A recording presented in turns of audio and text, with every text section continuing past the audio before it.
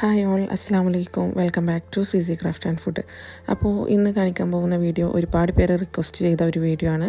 നമുക്ക് നമ്മുടെ ലോഗോ എങ്ങനെ തയ്യാറാക്കിയെടുക്കാം എന്നുള്ള ഒരു വീഡിയോ ആണ്. ഇപ്പോൾ ട്രെൻഡിങ് ആയിട്ട് ഇരിക്കുന്ന ഒരു ലോഗോ ആണല്ലോ, കാർട്ടൂൺ ടൈപ്പ് ലോഗോ.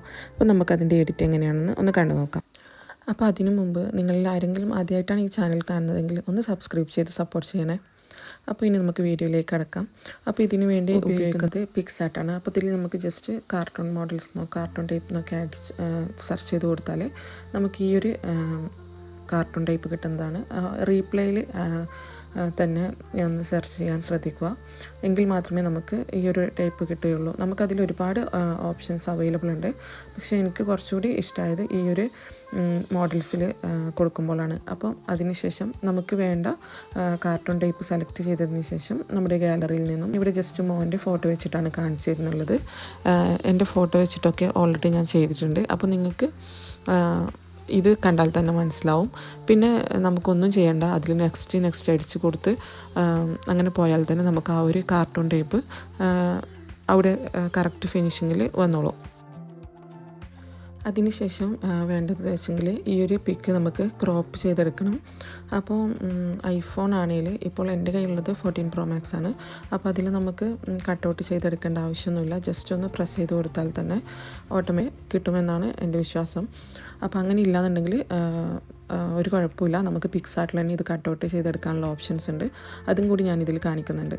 ഓക്കെ, അതിനു മുമ്പ് നമുക്ക് ഏതൊരു ബാക്ക്ഗ്രൗണ്ടിലേക്കാണോ ഇത് സെറ്റ് ചെയ്യേണ്ടതെന്ന് വെച്ചെങ്കിൽ ആ ഒരു ബാക്ക്ഗ്രൗണ്ട് ഞാൻ പിൻട്രസ്റ്റിൽ നിന്നാണ് എടുക്കുന്നുള്ളത്. ജസ്റ്റ് പാസ്റ്റൽ കളേഴ്സ് അടിച്ചു കൊടുത്താൽ നമുക്ക് ആ ഒരു ടൈപ്പ് ഒരുപാട് ബാക്ക്ഗ്രൗണ്ട്സ് അവൈലബിൾ ആണ്. അപ്പോൾ അതിൽ നിന്ന് ഏതാണോ നമുക്ക് ഇഷ്ടമായതെന്ന് വെച്ചെങ്കിൽ ആ ഒരു ബാക്ക്ഗ്രൗണ്ട് ചൂസ് ചെയ്യുകയാണ് ചെയ്യുന്നുള്ളത്.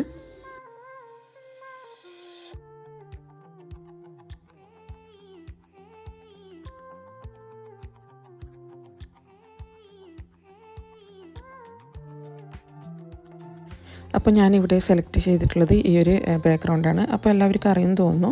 അതിൻ്റെ മുകളിൽ നമുക്കൊരു 3 ഡോട്ട്സ് കാണാൻ പറ്റും. അതിൽ ഡൗൺലോഡ് ഇമേജ് എന്ന് കൊടുത്തു കഴിഞ്ഞാൽ നമ്മളുടെ ഇമേജ് ഓട്ടോമാറ്റിക്കലി ഗാലറിയിലേക്ക് സേവ് ആയിട്ടുണ്ടാവും.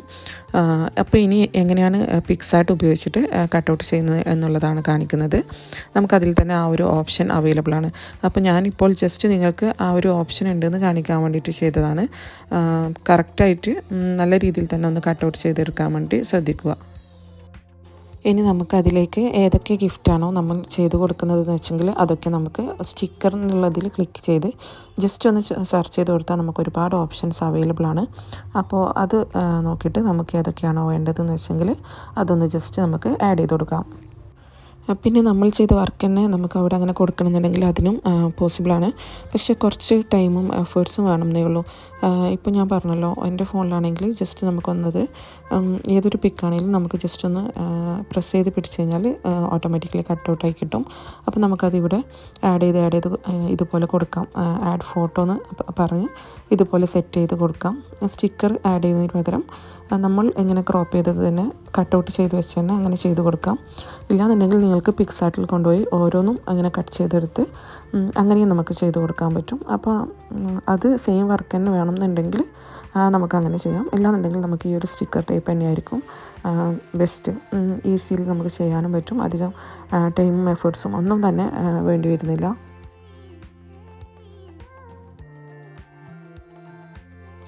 ഇനി നമുക്കിതിലേക്ക് നമ്മുടെ ഇൻസ്റ്റാ നെയിമോ അല്ല വേറെ എന്തെന്ന് വെച്ചെങ്കിൽ നമുക്കത് ജസ്റ്റ് ഒന്ന് ടൈപ്പ് ചെയ്ത് കൊടുക്കാം. അപ്പോൾ ഞാനിപ്പം പിക്സാർട്ടിൽ തന്നെ ചെയ്തിട്ട് കാണിക്കുന്നുണ്ട്. നമുക്കിതിൽ ഒരുപാട് ഫോൺ സ്റ്റൈലുണ്ട്, പക്ഷേ ഇപ്പം ട്രെൻഡിങ് ആയിട്ട് കൊടുക്കുന്ന ആ ഒരു ഫോൺ സ്റ്റൈൽ നമുക്ക് പിക്സാർട്ടിൽ അവൈലബിൾ അല്ല. അപ്പോൾ അതെങ്ങനെ ചെയ്യേണ്ടതെന്ന് കൂടി ഒന്ന് കാണിച്ചു തരാം. ജസ്റ്റ് ഒന്ന് ഗ്രീറ്റിംഗ് ഐലൻഡ് ഓപ്പൺ ചെയ്തിട്ട് അതിൽ നമുക്ക് സെർച്ച് ഐക്കണിൽ upload your own design invitation എന്നുള്ളൊരു ഓപ്ഷൻ ഉണ്ട്. അപ്പോൾ അതിലേക്ക് നമ്മൾ ഈ ചെയ്തു വെച്ച പിക്കൊന്ന് അപ്ലോഡ് ചെയ്ത് കൊടുക്കുക. പിന്നെ നമുക്കതിലേക്ക് ടെക്സ്റ്റ് കൊടുക്കാനുള്ള ഓപ്ഷൻ അവിടെ കാണാൻ പറ്റും. അതിൽ ക്ലിക്ക് ചെയ്ത് ഈ ഒരു ഫോൺ സ്റ്റൈൽ കൊടുത്തു കഴിഞ്ഞാൽ നമുക്ക് കറക്റ്റ് ആ ഒരു ഫോൺ സ്റ്റൈൽ തന്നെ നമുക്ക് അവൈലബിൾ ആവുന്നതാണ്.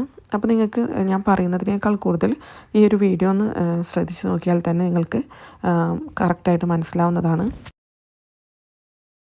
എഡിറ്റ് ചെയ്തതിന് ശേഷം നമുക്ക് സെർച്ച് ഐക്കണിൽ ആ ഒരു സ്മോൾ എയും ക്യാപിറ്റൽ എയും രണ്ടും ക്യാപിറ്റൽ എ ആണ്, ബിഗ് സൈസും സ്മോൾ സൈസും കാണാം. അതിലൊരു ഡൗൺലോഡ് സിമ്പിൾ കാണാൻ പറ്റും. അതിൽ ജസ്റ്റ് ഒന്ന് ക്ലിക്ക് ചെയ്ത് ഡൗൺലോഡ് എന്നുള്ളതിൽ ക്ലിക്ക് ചെയ്ത് ആ ഏരോ മാർക്കിൽ ക്ലിക്ക് ചെയ്താൽ അതിൽ സേവ് ഇമേജ് എന്നുള്ളൊരു ഓപ്ഷൻ കാണും. അങ്ങനെ നമുക്ക് ആ ഒരു പിക്ക് നമ്മുടെ ഗാലറിയിലേക്ക് സേവ് ചെയ്യാൻ പറ്റുന്നതാണ്. അതിനുശേഷം ജസ്റ്റ് ഒന്ന് ക്രോപ്പ് ചെയ്ത് നമുക്ക് ആ ഒരു ഗ്രീറ്റിംഗ് ഐലൻഡിൽ നിന്നുള്ള ആ ഒരു ലോഗോ നമുക്ക് കളയാം. അല്ലാന്നുണ്ടെങ്കിൽ നമുക്ക് വേറെ ആപ്സ് ഉപയോഗിച്ചിട്ടും അത് റിമൂവ് ചെയ്യാൻ പറ്റും. സ്നാപ്സീഡ് പോലെയുള്ള ആപ്പ് ഉപയോഗിച്ചിട്ടും നമുക്കത് റിമൂവ് ചെയ്യാൻ പറ്റും. അപ്പോൾ ഈ ഒരു മെത്തേഡ് എല്ലാവർക്കും മനസ്സിലായിട്ടുണ്ടാവും എന്ന് വിചാരിക്കുന്നു. ഒരുപാട് പേര് റിക്വസ്റ്റ് ചെയ്ത വീഡിയോ ആണ്. അപ്പോൾ നിങ്ങൾക്ക് ഇഷ്ടമായിട്ടുണ്ടെങ്കിൽ എന്തായാലും ലൈക്ക് ചെയ്യാനും ഷെയർ ചെയ്യാനും കമൻറ്റ് ചെയ്യാനും ഒന്നും മറക്കരുത്. Bye bye.